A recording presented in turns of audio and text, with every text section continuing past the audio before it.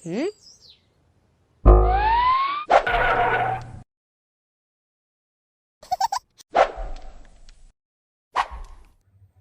Friends, welcome back to my class.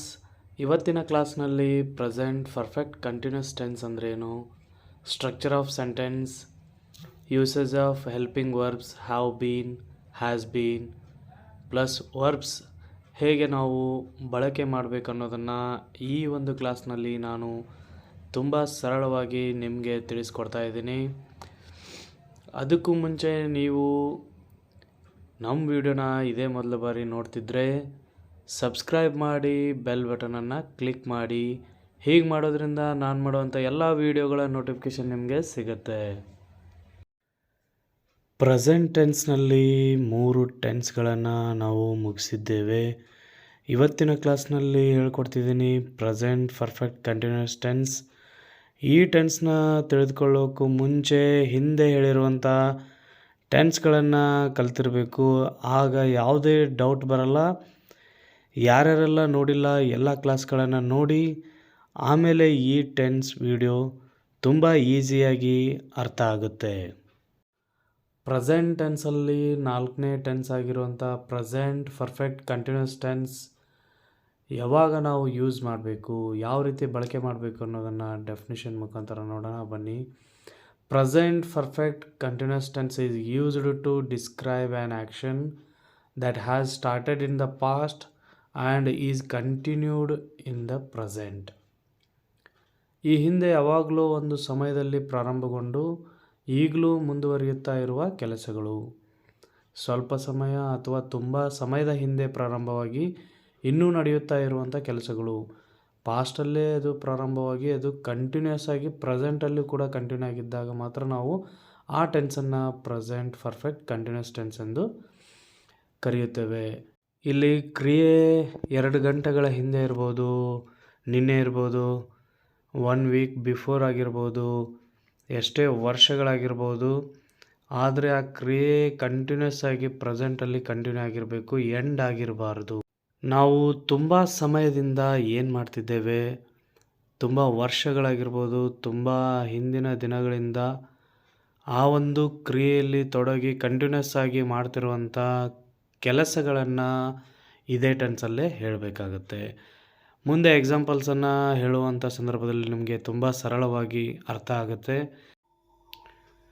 Present perfect continuous ಟೆನ್ಸಲ್ಲಿ positive sentence structure ಹೇಗಿರುತ್ತೆ, subject, helping verb, ಇಲ್ಲಿ ನಾವು have been ಮತ್ತು has ಬೀನನ್ನು ಬಳಸ್ತೇವೆ. ವರ್ಬ್ V1 ಆಗಿರುತ್ತೆ ಪ್ಲಸ್ ING ಪ್ರತ್ಯಯವನ್ನು ಹೊಂದಿರುತ್ತದೆ ಪ್ಲಸ್ ಆಬ್ಜೆಕ್ಟ್ ಇರುತ್ತೆ. ಇಲ್ಲಿ ಐ, ವಿ, ಯು, ದೇ ಇವುಗಳಿಗೆ ನಾವು ಹ್ಯಾವ್ ಬೀನ್ ಹೆಲ್ಪಿಂಗ್ ವರ್ಬನ್ನು ಸೇರಿಸಬೇಕು. He, she, it, a person name ಬಂದಾಗ ಹ್ಯಾಸ್ ಬೀನನ್ನು ನಾವು ಹೆಲ್ಪಿಂಗ್ ವರ್ಬನ್ನು ಯೂಸ್ ಮಾಡಿ ವಾಕ್ಯವನ್ನು ರಚನೆ ಮಾಡಬಹುದು. ಈ ಟೆನ್ಸಲ್ಲಿ have been, has been helping ವರ್ಬ್ಸನ್ನು ಯೂಸ್ ಮಾಡಬೇಕು. ಹಿಂದಿನ ಟೆನ್ಸಲ್ಲಿ ಪ್ರೆಸೆಂಟ್ ಪರ್ಫೆಕ್ಟ್ ಟೆನ್ಸಲ್ಲಿ ಯಾವ ಹೆಲ್ಪಿಂಗ್ ವರ್ಬ್ಸನ್ನು ಯೂಸ್ ಮಾಡಿದ್ವಿ, ಹ್ಯಾವ್ ಮತ್ತು ಹ್ಯಾಸನ್ನು ಯೂಸ್ ಮಾಡಿದ್ವಿ. ಇಲ್ಲಿ ಹ್ಯಾವ್ ಬೀನ್ ಮತ್ತು ಹ್ಯಾಸ್ ಬೀನ್ ಜೊತೆಗೆ ವರ್ಬ್ ING ಪ್ರತ್ಯಯವನ್ನು ಯೂಸ್ ಮಾಡಬೇಕು. ನಾನು ಹೇಳ್ತಿರೋದು ನಿಮಗೆ ಅರ್ಥ ಆಗ್ತಿದೆ ಅಲ್ವಾ? ಎಕ್ಸಾಂಪಲ್ಸನ್ನು ನೋಡೋಣ. I have been selling vegetables for 10 years. We have been, you have been, you have been, he has been, she has been, it has been, Kiran has been, they have been. ಇಲ್ಲಿ have ಮತ್ತು ಹ್ಯಾಸನ್ನು ನಾವು ಯಾವ ಒಂದು ಸಬ್ಜೆಕ್ಟಿಗೆ ಬಳಸಬೇಕನ್ನೋದನ್ನು already ಕಲ್ತ್ಕೊಂಡಿರ್ತೇವೆ. ಇಲ್ಲಿ verb V1 ಆಗಿ ING ಪ್ರತ್ಯಯವನ್ನು ಹೊಂದಿರುತ್ತದೆ. ಇಲ್ಲಿ ನಾನು ಡ್ಯೂರೇಷನನ್ನು ಹೇಳಿರ್ತೇನೆ. 10 ಇಯರ್ಸ್ ಅನ್ನೋದು ಇಲ್ಲಿ ಆಬ್ಜೆಕ್ಟ್ ಅಲ್ಲ, ಡ್ಯೂರೇಷನ್ ಆಗಿರುತ್ತೆ. ನಾನು 10 ವರ್ಷಗಳಿಂದ ತರಕಾರಿ ಮಾರಾಟ ಮಾಡುತ್ತಿದ್ದೇನೆ ಅಂದರೆ ಇಲ್ಲಿ ಕ್ರಿಯೆ ಪ್ರೆಸೆಂಟಲ್ಲಿ ಸ್ಟಾರ್ಟ್ ಆಗಿ ಪರ್ಫೆಕ್ಟಾಗಿ ಕಂಟಿನ್ಯೂಸ್ ಆಗಿ ನಡೆದಿರುತ್ತೆ. ಅವನು 10 ವರ್ಷಗಳಿಂದ ತರಕಾರಿ ಮಾರಾಟ ಮಾಡುತ್ತಿದ್ದಾನೆ. ಅವಳು 10 ವರ್ಷಗಳಿಂದ ತರಕಾರಿ ಮಾರಾಟ ಮಾಡುತ್ತಿದ್ದಾಳೆ. ಅಂದರೆ ಇಲ್ಲಿ ಕ್ರಿಯೆ ಕಂಟಿನ್ಯೂಸ್ ಆಗಿ ಹೇಗಪ್ಪ ಅಂತಂದರೆ ಒಂದು ಯಾವುದೋ ಟೈಮಲ್ಲಿ ಅವರು ಆ ಒಂದು ಕ್ರಿಯೆಯನ್ನು ಮಾಡ್ತಿರ್ತಾರೆ, ಆದರೆ ಕಂಟಿನ್ಯೂಸ್ ಆಗಿ ಪ್ರೆಸೆಂಟಲ್ಲೂ ಕೂಡ ಅದು ನಡೀತಿರುತ್ತೆ ಅನ್ನೋದು. ನೆಗೆಟಿವ್ ಸೆಂಟೆನ್ಸ್ ಸ್ಟ್ರಕ್ಚರ್ ಹೇಗಿರುತ್ತೆ? I haven't been selling vegetables for 10 years. ಇಲ್ಲಿ ಹ್ಯಾವ್ ಮತ್ತು ಬೀನ್ ಮಧ್ಯೆ ನಾಟನ್ನು ಸೇರಿಸ್ಬೇಕು. ಇಲ್ಲಿ ಶಾರ್ಟ್ ಫಾರ್ಮನ್ನು ನಾನು ಯೂಸ್ ಮಾಡಿದ್ದೇನೆ. ಇಲ್ಲಾಂದರೆ ನೀವು ಹ್ಯಾವ್ ಮತ್ತು ನಾಟನ್ನು ಸಪ್ರೇಟಾಗಿಯೂ ಕೂಡ ಬರೀಬಹುದು. We haven't been, you haven't been, you haven't been, he hasn't been, she hasn't been, it hasn't been, Kiran hasn't been, they haven't been selling vegetables for 10 years. ಇಲ್ಲಿ ನಾವು ಆ ಒಂದು ಕ್ರಿಯೆಯನ್ನು, ಆ ಕೆಲಸವನ್ನು ಮಾಡ್ತಿಲ್ಲ ಅಂತ ಹೇಳುವಂಥ ಸಂದರ್ಭದಲ್ಲಿ ನೆಗೆಟಿವ್ ಫಾರ್ಮ್ ಸೆಂಟೆನ್ಸ್ ಇದೇ ಥರ ಮಾಡಬೇಕು. ನಾನು ಮುಂದೆ ಕನ್ನಡದಲ್ಲೂ ಕೂಡ ನಿಮಗೆ ಈ ಒಂದು ಎಕ್ಸಾಂಪಲ್ಸನ್ನು ಕೊಟ್ಟಿರ್ತೇನೆ. ನೀವು ಅದನ್ನು ನೋಟ್ ಮಾಡಿಕೊಂಡು ಪ್ರಾಕ್ಟೀಸ್ ಮಾಡಿ. ನಾನು 10 ವರ್ಷಗಳಿಂದ ತರಕಾರಿ ಮಾರಾಟ ಮಾಡ್ತಿಲ್ಲ.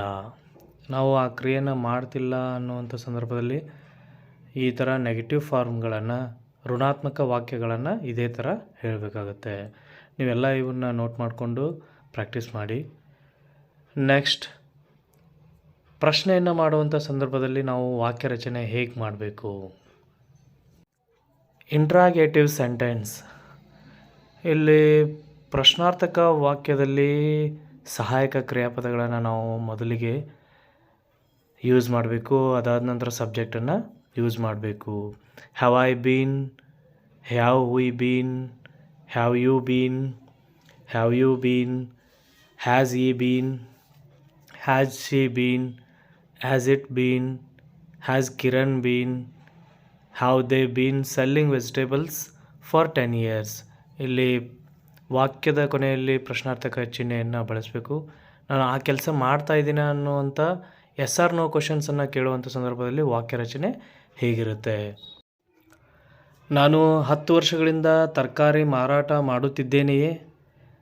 ಇಲ್ಲಿ ಎಸ್ ಆರ್ ನೋ ಕ್ವಶನ್ಸ್ ಮಾಡ್ತಾ ಇದ್ದೇನೋ ಇಲ್ಲೋ ಅನ್ನೋವಂಥ ಒಂದು ಪ್ರಶ್ನೆಯನ್ನು ಕೇಳುವಂಥ ಸಂದರ್ಭದಲ್ಲಿ ನಾವು ಪ್ರಶ್ನಾರ್ಥಕ ವಾಕ್ಯಗಳನ್ನು ಇದೇ ಥರ ಬಳಸಬೇಕು, ಇದೇ ಥರ ಹೇಳಬೇಕು. ವಾಕ್ಯದ ಕೊನೆಯಲ್ಲಿ ಪ್ರಶ್ನಾರ್ಥಕ ಚಿಹ್ನೆ ಇರುತ್ತೆ. ನೆಗೆಟಿವ್ ಎಸ್ ಆರ್ ನೋ ಕ್ವಶನ್ಸನ್ನು ಹೇಗೆ ಹೇಳೋದು? ನೆಗೆಟಿವ್ ಇಂಟ್ರಾಗೇಟಿವ್ ಸೆಂಟೆನ್ಸ್, ಇಲ್ಲಿ ಹ್ಯಾವ್ ಜೊತೆಗೆ ನಾಟನ್ನು ಸೇರಿಸಬೇಕು. Haven't I been, haven't we been, haven't you been, hasn't he been, hasn't she been, hasn't it been, hasn't Kiran been, haven't they been selling vegetables for 10 years. ನಾನು 10 ವರ್ಷಗಳಿಂದ ತರಕಾರಿ ಮಾರ್ತಿಲ್ವೇ? ನಾವು 10 ವರ್ಷಗಳಿಂದ ತರಕಾರಿ ಮಾರ್ತಿಲ್ಲವೇ? ಇಲ್ಲಿ ನೆಗೆಟಿವ್ ಜೊತೆಗೆ ಎಸ್ ಆರ್ ನೋ ಕ್ವಶನ್ಸನ್ನು ಹೇಳುವಂಥ ಸಂದರ್ಭದಲ್ಲಿ ವಾಕ್ಯಗಳನ್ನು ಇದೇ ಥರ ಮಾಡಬೇಕಾಗತ್ತೆ. ಕಿರಣ್ 10 ವರ್ಷಗಳಿಂದ ತರಕಾರಿ ಮಾರುತ್ತಿಲ್ಲವೇ? ಈ ಟೆನ್ಸಲ್ಲಿ ನಾವು ಡ್ಯೂರೇಷನನ್ನು ಹೇಳುವಂಥ ಸಂದರ್ಭದಲ್ಲಿ 2 ಪದಗಳನ್ನು ಯೂಸ್ ಮಾಡ್ತೇವೆ, ಸಿನ್ಸ್ ಮತ್ತು ಫಾರ್. ಸಿನ್ಸ್ ಎಲ್ಲಿ ಯೂಸ್ ಮಾಡಬೇಕು, ಫಾರ್ ಎಲ್ಲಿ ಯೂಸ್ ಮಾಡಬೇಕು ಅನ್ನೋದನ್ನು ನಾನು ನಿಮ್ಗೆ ತಿಳಿಸ್ಕೊಡ್ತೀನಿ. ಇವುಗಳನ್ನು ನೋಟ್ ಮಾಡ್ಕೊಳ್ಳಿ. ಸಿನ್ಸ್ ಮತ್ತು ಫಾರ್ ವಾಕ್ಯದಲ್ಲಿ ನಾವು ಆಬ್ಜೆಕ್ಟ್ ಆದಮೇಲೆ ಸಿನ್ಸನ್ನು ಸೇರಿಸಿ ಡ್ಯೂರೇಷನನ್ನು ಹಾಕಬೇಕಾಗುತ್ತೆ. ಸಿನ್ಸ್ ಮಂಡೇ, ಟ್ಯೂಸ್ಡೇ, ವೆನ್ಸ್ಡೇ ಡೇಸನ್ನು ಹೇಳುವಂಥ ಸಂದರ್ಭದಲ್ಲಿ ಸಿನ್ಸ್ 2003, 2009, 1991 ಈ ರೀತಿ ಹೇಳುವಾಗ ಸಿನ್ಸ್ 2 o'clock, 1 o'clock, 3 o'clock ಈ ರೀತಿ ಹೇಳುವಂಥ ಸಂದರ್ಭದಲ್ಲಿ since 7 PM, 7 AM, since 2 AM, 2 PM, since morning, since afternoon, evening, since last month, last week, last year, since then. ಈ ರೀತಿ ನಾವು ಸಿನ್ಸನ್ನು ಯೂಸ್ ಮಾಡುವಂಥ ಸಂದರ್ಭದಲ್ಲಿ ಇವುಗಳನ್ನು ಡ್ಯೂರೇಷನನ್ನು ಹಾಕಬೇಕು. ಫಾರನ್ನು ಯೂಸ್ ಮಾಡುವಾಗ ನೋಡಿ, for a day, for 5 years, for 2 years, for 3 hours, for 2 hours, for 10 years, for 20 minutes, for 4 weeks, 5 weeks, 2 weeks. ಯಾವುದಾದ್ರೂ ನೀವಿಲ್ಲಿ ವೀಕ್ಸ್ ಜೊತೆಗೆ ನಂಬರನ್ನು ಸೇರಿಸ್ಕೋಬೇಕಾಗುತ್ತೆ. ಫಾರ್ ಲಾಸ್ಟ್ 2 years, ಇಲ್ಲಿ ನೋಡಿ ಫಾರನ್ನು ನಾವು ನಂಬರ್ಸನ್ನು ಹಾಕಿರೋದ್ರಿಂದ ಇಲ್ಲಿ ನೀವು ತುಂಬ ಈಸಿಯಾಗಿ ನೆನ್ಪಿಟ್ಕೋಬೋದು. ನಂಬರ್ಸನ್ನು ನೀವು ಮೆನ್ಷನ್ ಮಾಡುವಂಥ ಸಂದರ್ಭದಲ್ಲಿ ಡ್ಯೂರೇಷನ್ ಆಗಿರ್ಬೋದು, ಅಲ್ಲಿ ಫಾರನ್ನು ಯೂಸ್ ಮಾಡಿ. ಸಿನ್ಸಲ್ಲಿ ಯಾವ ಥರ ಯೂಸ್ ಮಾಡಬೇಕು ಅನ್ನೋದನ್ನು ನೀವು ಮೇಲ್ಗಡೆ ಕೊಟ್ಟಿದ್ದೀನಿ, ಅದನ್ನು ಕೂಡ ನೋಟ್ ಮಾಡಿಕೊಂಡು ನೆನ್ಪಿಟ್ಕೊಳ್ಳಿ. ಇನ್ನೂ ಒಂದಿಷ್ಟು ಎಕ್ಸಾಂಪಲ್ಸ್ ಮೂಲಕ ನಿಮಗೆ ಪ್ರೆಸೆಂಟ್ ಪರ್ಫೆಕ್ಟ್ ಕಂಟಿನ್ಯೂಸ್ ಟೆನ್ಸ್ ಯಾವ ಥರ ನೆನ್ಪಿಟ್ಕೋಬೇಕು ಅನ್ನೋದನ್ನು ತಿಳಿಸ್ಕೊಡ್ತಾ ಇದ್ದೀನಿ. I have bean teaching for 3 years. ಇಲ್ಲಿ ಟೀಚಿಂಗ್ ಅನ್ನೋದು ವರ್ಬ್ ಆಗಿರುತ್ತೆ, ಆ್ಯಂಜ್ ಪ್ರತ್ಯಯ ಇರುತ್ತೆ. ಫಾರ್ 3 years ಅನ್ನೋದು ಇಲ್ಲಿ ಡ್ಯೂರೇಷನನ್ನು ಮಾತ್ರ ಹೇಳ್ತಿದ್ದೀವಿ, ಇಲ್ಲಿ ಆಬ್ಜೆಕ್ಟನ್ನು ಯೂಸ್ ಮಾಡಿಲ್ಲ. ನಾನು ಹೇಳಿರುವಂಥ ಒಂದು ಎಕ್ಸಾಂಪಲ್ಲಿ ವೆಜಿಟೇಬಲ್ಸ್ ಆಬ್ಜೆಕ್ಟ್ ಆಗಿರುತ್ತೆ, 10 years ಅನ್ನೋದು ಡ್ಯೂರೇಷನ್ ಆಗಿರುತ್ತೆ. ನಾನು 3 ವರ್ಷಗಳಿಂದ ಕಲಿಸುತ್ತಿದ್ದೇನೆ. He has been playing for 2 hours. ಅವನು 2 ಗಂಟೆಗಳ ಕಾಲ ಆಡುತ್ತಿದ್ದಾನೆ. We have been living here since 2005. ನಾವು 2005ರಿಂದ ಇಲ್ಲಿ ವಾಸಿಸುತ್ತಿದ್ದೇವೆ. Kiran has not been working for 2 days. Kiran 2 ದಿನಗಳಿಂದ ಕೆಲಸ ಮಾಡ್ತಿಲ್ಲ. She has been watching TV since 7 PM. ಅವಳು ರಾತ್ರಿ 7 ಗಂಟೆಯಿಂದ TV ನೋಡ್ತಾ ಇದ್ದಾಳೆ.